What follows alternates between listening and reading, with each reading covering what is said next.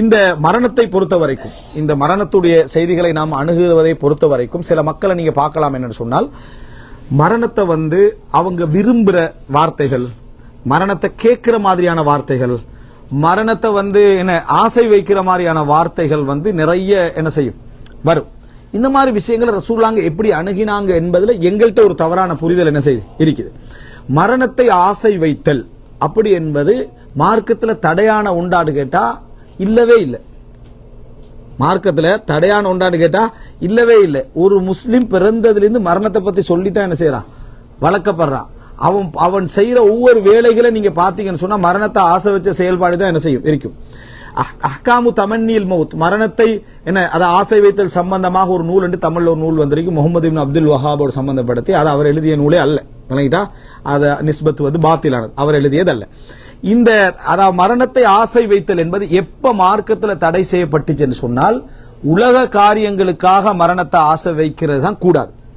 அதுக்குத்தான் மரணத்தை ஆசை வைத்தல் என்ன செஞ்சுக்குது, தடை செய்யப்பட்டிருக்கு. ஒரு நோயாளிட்டையோ மற்றவர்கள்ட்டையோ யார்கிட்டையோ மரணத்துக்குரிய ஆசை இப்படி வெளிப்பட்டுச்சுன்னா, எப்படி தீன் சார்ந்து வெளிப்பட்டால், இபாதத்து சார்ந்து வெளிப்பட்டால், நல்ல விஷயங்கள் சார்ந்து வெளிப்பட்டால், நன்மைகளை எதிர்பார்த்து வெளிப்பட்டால் அதை நம்ம தடை செய்யக்கூடாது. அது என்ன தடை, எதை நம்ம தடை செய்யலாம் அப்படின்னா, இருக்கிற வேதனைக்கு பதிலாக நான் மௌத்தாகி போறது என்னது நல்லது என்று சொல்றாரு. இப்ப அவர் எதுக்கு சொல்றாரு, உலக வேதனைக்கு என்ன செய்யறாரு சொல்றாரு. ரசூல் ஸல்லல்லாஹு அலைஹி வஸல்லம் சொல்ற ஒரு காலம் வரும், யமுரு ரஜுலு பி கப்ரி அஹி, அவன் தன் சகோதரனுடைய கபருக்கு பக்கத்தால நடந்து செல்வான். நடந்து செல்லிட்டு என்ன சொல்வான், யாலை தனி மக்கானா, நான் அந்த இடத்துல இருந்திருக்க கூடாதா? யாருடைய இடத்துல? அந்த ஜனாசாவுடைய இடத்துல நான் இருந்திருக்க கூடாதா? அவருக்கு மறுமை பற்றி எந்த சிந்தனையும் இருக்காதுன்றாங்க சொல்லுவாங்க. மறுமை பற்றி எந்த சிந்தனையும் இருக்காத நிலையில் அதை சொல்லுவார். இருக்கிற நிலையில சொன்னா அது என்ன தடை இல்லை. இல்லாத நிலையில சொல்றது தற்கொலையை கேட்பதற்கு சமம். அதுதான் அந்த இடத்துல என்னது கூடாது என்று சொல்லப்பட்டுச்சு. இப்ப பாருங்க, சஅத் இப்னு முஆத் ரலியல்லாஹு அன்ஹு அவர்கள் இந்த சமுதாயத்தில் உள்ள, அதாவது தலைவர், அதுல நான் அடுத்த பாயிண்ட சேர்த்து சொல்லிட்டு போயிடுறேன். அதுல அதாவது சஅத் இப்னு முஆத் அந்த மதீனால ரசூல் ஸல்லல்லாஹு அலைஹி வஸல்லம் அவருடைய வருகைக்கு மிக பிரதானமான முக்கியமான நபித்தோழர். சஅத் இப்னு முஆத், சஅத் இப்னு உபாதா மிக முக்கியமான நபித்தோழர்கள். அவங்களுடைய அதனால தான் ரசூல் ஸல்லல்லாஹு அலைஹி வஸல்லம் அல்லாஹ் தஆலா எங்கேயும் தன்னை தீனை வெற்றி பெறத்துக்கு வெற்றி பெற செய்ய போதுமானான். ஆனா இந்த உலகத்துல நன்றி கூறப்பட வேண்டியிருக்கிறாங்களே, அதுக்கு காரணமானவர்கள். அதுல சஅத் இப்னு முஆத், சஅத் இப்னு உபாதா மிக முக்கியமானவங்க. ரசூலுல்லாஹ்வோட உள்ளத்தோடு ஒன்றித்து போன ஒரு நபித்தோழர். அந்த நபித்தோழர் அதாவது அவருக்கு காயம் அவருக்கு ஏற்பட்டு அவர் அந்த இடத்துல என்ன செய்யறாரு, அந்த பள்ளியிலே ஒரு இடத்துல வைக்கப்பட்டிருந்தார். சஅத் இப்னு முஆத் சொல்ல போனா மதீனாவுடைய அடுத்த ஆட்சியார்னு அவரை சொல்லலாம். முக்கியமான அதாவது வேட்பாளர்கள் நிக்க முடிந்த முக்கியமான தலைவர்கள் யாரோ இந்த சஅத் இப்னு முஆத் ரலியல்லாஹு அன்ஹு. அவர் வாழ்க்கையை முடிக்கவே இல்லை. இந்த இடத்துல இந்த நாலாவது ஒரு பகுதியை நீங்க தெரிஞ்சுக்கணும். அந்த மூணாவது பகுதிக்கு வரணும். என்னன்னா, நிறைய பேருடைய உள்ளத்துல என்ன இருக்குது அப்படின்னால், அல்லாஹ் என்னைய மௌத்தாக்க மாட்டான். ஏன்னா நான் இந்த குடும்பத்துல முக்கியமான ஆள், நான் முக்கியமான நபர், என்னாலதான் இந்த குடும்பமே இருந்துட்டு, அதனால கொஞ்சம் எப்படி ஒரு 6-10 வருஷம் நமக்கு என்ன செய்யும் போகுமா இருக்கும். மற்றவங்க எல்லாம் மௌத்தாகினாலும் சரி, நம்மளுக்கு ஒரு டைம் இருக்கும். ஏன்னா அவன் பாக்குறான் நிறைய ஆக்சிடென்ட் நம்ம கண் முன்னால நடக்கு, நான் மௌத்தாகிறேன் இல்லையா, நீ மௌத்தாகிற இல்லைனாலதான் அதை பத்தி யோசிச்சுட்டு இருக்கிறாய். அவன் அப்படி யோசிச்சு வந்தா முட்டினவனை ஏற்கனவே சரியா இதை நினைக்கிறாங்க. இல்ல இதை நினைச்சு நான் ஒரு முக்கியமானால் நான் மௌத்தாக மாட்டேன்னு என்ன செய்யறான் நினைக்கிறான். அல்லாஹ் ரப்புல் ஆலமீனை பொறுத்த வரைக்கும் யாருக்கும் அல்லாஹ் தஆலா அந்த முக்கியத்துவத்தை வழங்க மாட்டான். இது அவனுடைய தீன். நீங்க நிறைவேற்றலைன்னா எஸ்தபதில் கௌமன் கைரக்கும் சும்ம லா யகூனு அம்சாலக்கும், உங்களை மாத்திட்டு இன்னொரு சமுதாயத்தை அல்லாஹ் என்ன செய்வான் கொண்டு வருவான். அல்லாஹ் இடத்துல அதிகாரம் செலுத்த யாரையும் அல்லாஹ் தஆலா என்ன செய்ய மாட்டான், விட மாட்டான். அந்த மாதிரி இல்ல, சஅத் இப்னு முஆத் போல அந்த மார்க்கத்துக்கு தேவையான வேற யார் இருப்பான்? சஅத் இப்னு முஆத் மிக தேவையான நபர். அவர் அல்லாஹ் தஆலா என்ன செஞ்சுட்டு அடுத்து அந்த சஅத் இப்னு முஆதுடைய அந்த சப்ஜெக்டே பாருங்க. அவர் அதை எப்படி விளங்குறாரு, இதை நீங்க இந்த 3 நாள சேர்த்து விளங்குங்க. அவர் அந்த இடத்துல வைக்கிற ஒரு பெரிய ஒரு காயம் அவருக்கு. அப்ப அந்த நேரத்துல அந்த அவங்களுக்கு தீர்ப்பு சொல்ல வேண்டிய பனு குறைலாவுக்கு என்ன செய்ய வேண்டிய தீர்ப்பு ஒன்று சொல்ல வேண்டியிருக்குது. அந்த தீர்ப்பு ரசூல் ஸல்லல்லாஹு அலைஹி வஸல்லம் தாங்க தீர்ப்பு சொல்லல. அந்த தீர்ப்பு ரசூலுல்லாஹ்வுக்கு ஒரு தீர்ப்பு இருக்குது, அந்த தீர்ப்பு அவர் சொல்லல ரசூலுல்லாஹ். ஏன்னா மதீனாவாசிகள் இவங்க. அப்ப தீர்ப்பு மார்க்கத்தோடு உள்ள தண்ட தோழர்கள் நீதியா தான் சொல்லுவாங்கன்னு தெரியும். இப்போ நம்ம ஊருக்கு நம்ம ஊர்ல வழியெல்லாம் கொடுத்து எல்லாம் ஏற்பாடு செஞ்ச பின்னால ஊர்ல உள்ளவங்களுக்கு எதிராக தீர்ப்பு சொல்ல வேண்டிய ஒரு கட்டம் என்ன செய்யுது வருது. சஅத் இப்னு முஆத் சரியா ஒரு அதாவது விரோதிகளாக துரோகிகளாக நடந்த இறை நிராகரிப்பாளர்களுக்கு எல்லாருக்கும் அல்ல, இறை நிராகரிப்பாளருக்கு என்ன தீர்ப்பு கொடுக்கணும் அது அப்படியே சொல்றாங்க. சொன்ன உடனே ரசூலுல்லாஹ் நீங்க அல்லாஹ்வுடைய தீர்ப்பு என்ன செஞ்சீங்க இந்த இடத்துல சொன்னீர்கள் அப்படின்றாங்க.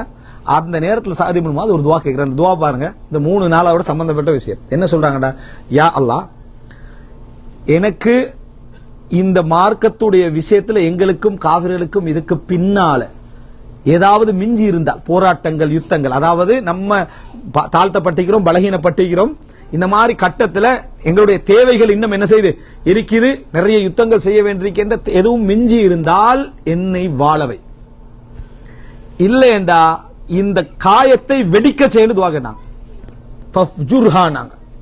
என்ற காயத்தை என்ன செய், வெடிக்க செய்து விடுன்னு கேட்டாங்க. சுப்ஹானல்லாஹ், தலைமைத்துவத்துக்கான அத்தனை சான்ஸும் உள்ளவர் இன்னும் மார்க்கத்துடைய பரிபூர்ண நிலைகள் எல்லாம் அந்த சூழல்ல காணவும் இல்லை. அந்த நேரத்தில் சஅத் இப்னு முஆத் இந்த வார்த்தையை சொல்றாங்கடா, அந்த கேட்ட துவாவை கேட்டு கொஞ்ச நேரத்தில் காயம் வெடிச்சு அவருக்கு என்ன செய்யுது, இரத்தம் ஓட ஆரம்பிக்குது. அப்ப அங்க உள்ளவங்க பாக்குறாங்க, இது இங்க எங்கிருந்து ரத்தம் வருதுன்னு பார்த்தா சஅத் இப்னு முஆத் என்ன அவர் அந்த மரணத்துடைய அந்த இறுதி வேலை என்ன செய்யறாங்க, அடைந்து கொண்டிருக்கிறாங்க. ரசூலுல்லாஹ் வேகமா வந்தாங்க. ரசூலுல்லாஹ் காலில் என்ன செஞ்சாங்க, அவங்களோட தலையை வச்சாங்க. ரசூலுல்லாஹ் அழுதார்கள். ரசூல் ஸல்லல்லாஹு அலைஹி வஸல்லம் என்ன செய்தார்கள், அவர் அழுதார்கள். அந்த அழுகையில தான் ரசூலுல்லாஹ் ஒரு வார்த்தை சொன்னாங்க, ஜஸாக்கல்லாஹு கைரன், அல்லாஹ் உங்களுக்கு என்ன கூலி தரட்டுமாக, இந்த சமுதாயத்தின் சார்பாக அல்லாஹ் உங்களுக்கு சிறப்பான கூலி என்ன செய்யட்டும், தரட்டும். நீங்கள் அல்லாஹ்வுக்கு அளித்த வாக்கை நிறைவேற்றி விட்டீர்கள். விளங்கிட்டா, அல்லாஹு தாலா உங்களுக்கு அளித்த வாக்கை நிறைவேற்றுவான் என்று ரசூலுல்லாஹி ஸல்லல்லாஹு அலைஹி வஸல்லம் செய்தார்கள். அந்த வார்த்தையை சொன்ன இடத்தை பார்க்கிறோம். ஏனென்றா வாழ்க்கையில் எல்லா விஷயத்தையும் அவசரமா முடிச்சு, அவருக்கு தலைமைத்துவம் தானே லட்சியமா இருந்திருக்கும் குஃப்ர்ல இருக்கிற டைம்ல. ஆனா மார்க்கம் என்று வந்த பின்னால வேலை முடிச்சுட்டு நினைச்சிட்டாரு, என் வேலை என்ன செஞ்சது, முடிஞ்சது, நான் இனி எல்லா சப்ஜெக்டையும் முடிச்சுட்டோம். அதான் ரசூலுல்லாஹி ஸல்லல்லாஹு அலைஹி வஸல்லம் அதுக்கு பின்னால் நடந்த யுத்தத்தின் பொழுதுதான் என்ன சொன்னாங்க, இதுக்கு பின்னால் நாங்க யுத்தம் செய்வோம், எங்களுக்கு எதிராக யுத்தம் என்ன செய்யாது, நடக்காது என்று ரசூலுல்லாஹி ஸல்லல்லாஹு அலைஹி வஸல்லம் சொன்னதை பார்க்கிறோம். இந்த இடத்துல இந்த 3வது 4வது பகுதியை பாருங்க அன்புள்ள சகோதரர்களே. அதாவது ஆசை வைத்தல், மரணத்தை ஆசை வைத்தல் மார்க்கத்துக்காக எந்த தடையும் இல்லை என்றது மிக தெளிவாக என்ன செய்யுது, அதுல விளங்குது. மரணத்துக்காக ஆசை வைத்தல் மிக தெளிவாக விளங்குது. நிறைய பேர் மார்க்க ரீதியாக இந்த விஷயத்தை சிந்தித்து இருக்கிறார்கள். இமாம் புகாரியுடைய பிரார்த்தனைகள், நிறைய பேருடைய பிரார்த்தனை நீங்க என்ன செய்யலாம், இதுல நீங்க பார்க்கலாம். அதே நேரம் 4வதாக என்ன புரிஞ்சு கொள்றாருன்னா, அல்லாஹ்வுக்கு நான் தான் இந்த மார்க்கத்துக்கு தேவை என்ன முறையில் என்ன செய்யக்கூடாது, நடந்து, எனக்கு இந்த மார்க்கம் என்ன தேவை, எனக்கு இந்த தீன் தேவை, நான் நன்மைகளை அதிகரித்துக் கொள்ள, கடமைகளை அதிகரித்துக் கொள்ள எனக்கு இந்த தீன் தேவை, எனக்கு இந்த மார்க்கம் தேவை என்ற அடிப்படையில் தான் நாங்க என்ன செய்யணும், நடந்து கொள்ளணும். எங்களோட செயல்பாட்டில் மரண விஷயங்கள்ல அதுதான் நடந்து கொள்ளணும். அல்லாஹ் தஆலா ஒருத்தனுக்கு தேவை இருக்கிற டைம்ல அவனை எடுத்துட்டானே என்ற மாதிரி எங்களோட பேச்சு வரக்கூடாது. இவன் குடும்பத்துல முக்கியமான அல்லாஹ் தஆலா எடுத்துட்டானே, அவருக்கு முக்கியமான அல்லாஹ், சாதாரண பேச்சுக்கள் எதுவும் தடை இல்லை. அதை நம்பிக்கை சார்ந்து அதை என்ன செய்யக்கூடாது, அதை பேச நிறுவுற மாதிரி பேசக்கூடாது, ஏதோ குறை வச்ச மாதிரியான வார்த்தை என்ன செய்யக்கூடாது, பேசிவிடக்கூடாது. இந்த வார்த்தைகள் தவறானவைகள். அதே போல மரணத்தில் ஒரு நோயாளியா இருக்கலாம், யாராக இருக்கலாம், அவங்க பேசுற சந்தர்ப்பத்தில் இது மிக முக்கியமானது. அதாவது மரணத்தை ஆசை வைத்த மாதிரியான வார்த்தைகள், சில நடந்த பாதிப்புகளை கூட எக்ஸெப்ட் பண்ண மாதிரி பேசுறதை நம்ம வரவேற்கணும். அதாவது ஹிஷாம் இப்னு உர்வா சொல்றாரு, உர்வத் இப்னு ஜுபைருல்லான மகன் உர்வா, அவருக்கு ஒரு ஒரு காலில் ஒரு புண் ஏற்படுது. அது உட்டிச்சன்னு சொன்னா அப்படி இடுப்பு வரைக்கும் தாண்டி போய் ஆளை அழிச்சிடும். அப்ப அந்த நேரத்தில் மருத்துவ வழிகாட்டுன்னு சொல்லப்படுது, காலை எடுத்துருங்கன்னு சொல்லப்படுது. அப்ப காலை எடுக்குமாறு சொல்றாங்க. அந்த எடுக்குமாறு சொல்ற சந்தர்ப்பத்தில் மயக்கம் தஹ்தீர் பண்ணவான்னு கேட்கிறான், மயக்கமாக்கிறவான்னு கேட்கிறான். மயக்கமாக்கவான், அவர் மயக்கமாக்குறத விரும்பல.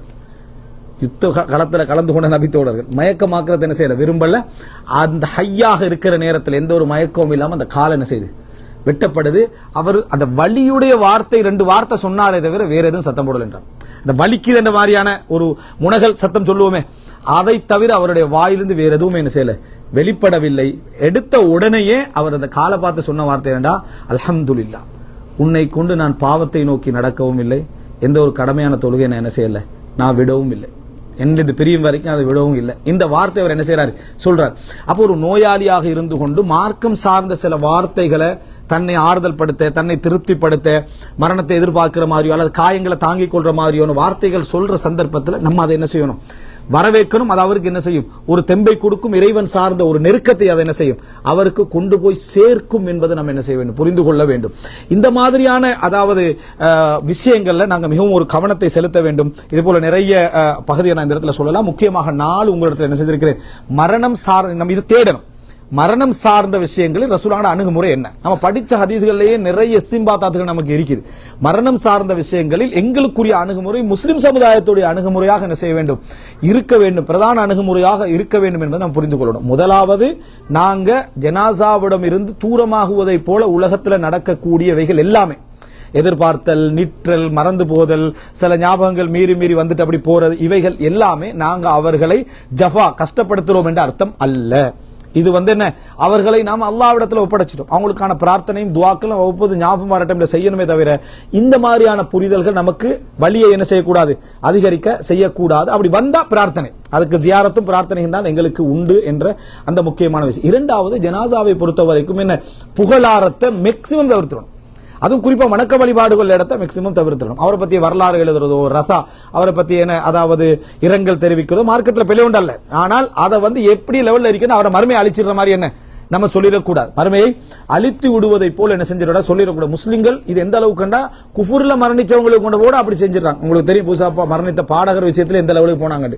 சரியா, அந்த வார்த்தையெல்லாம் சொல்லி சொர்க்கவாதியா தான் இருக்கும் சொல்லிட்டாங்க. அந்த இடத்துக்கு போற லெவலுக்கு நம்ம என்ன செய்யக்கூடாது, வரக்கூடாது. மூன்றாவது, ஒரு ஜனாசாவுடைய மரண ஆசைகளை ரெண்டா பிரிச்சு கொள்ளணும். உலக ரீதியான நஷ்டத்துக்காக பேசுறதை தவிர்க்க சொல்லிடணும், அது பிழைன்னு சொல்லிடணும், ரசூலுல்லாஹ் தடை செஞ்சாங்கன்னு சொல்லிடணும். மார்க்க ரீதியாக அவர் காயங்கள்லயோ மரணத்திலேயோ ஆசை வைப்பது எந்த விதமான தடையும் என்ன இல்லை, அது அவருக்கு ஆறுதலை தான் பல இடத்துல என்ன செய்யும், கொடுக்கும் என்பதை நம்ம தெரிஞ்சுக்கணும். நான்காவதாக, ஒருவரை அவருடைய தேவை இருக்க கைப்பற்றப்பட்டார் என்ற மாதிரியான அணுகுமுறை நமக்கு இருக்கக்கூடாது, நமக்கும் வரக்கூடாது, மற்றவர்களுக்கு என்ன செய்யக்கூடாது, அதை ஊட்டக்கூடாது. அவரோட தேவை, உங்களுக்கு இவ்வளவு தேவையான ஒரு ஆளை எடுத்துட்டாங்க, அந்த இடத்துல அவங்க எம்டினஸ் என்ன செய்யுது, ஒரு அதாவது இடைவெளி அங்க ஏற்படுது. அந்த இடைவெளியை ஆறுதலா தான் நம்ம பேசணுமே தவிர இல்லாட்டி இல்லை என்ற அடிப்படையில் என்ன செய்யக்கூடாது, நம்ம பேசிவிடக்கூடாது. அந்த தாக்கம் உண்மையாக இருந்தாலும் அந்த இடத்துல நம்ம என்ன செஞ்சு விடக்கூடாது, பேசிவிடக் கூடாது என்பதை இந்த அனைத்து செய்திகளும் எங்களுக்கு என்ன ஒரு சிறப்பான ஒரு வழிகாட்டலா இருக்கின்றன. இது போல இன்னும் உள்ள விஷயங்கள், அதாவது மரணத்தோடு சம்பந்தப்பட்ட இன்னும் உள்ள விஷயங்கள் நிறைய வேண்டும். அல்லாஹ் ரப்பல் ஆலமீன் அவைகளில் ஒரு இஸ்லாத்துடைய முஸ்லிம்களுடைய மார்க்கத்துடைய அணுகுமுறையை நாங்கள் கடைபிடிக்கிற மக்களாக அல்லாஹ் தஆலா மனைவர் ஆக்கியல் புரிவானாக.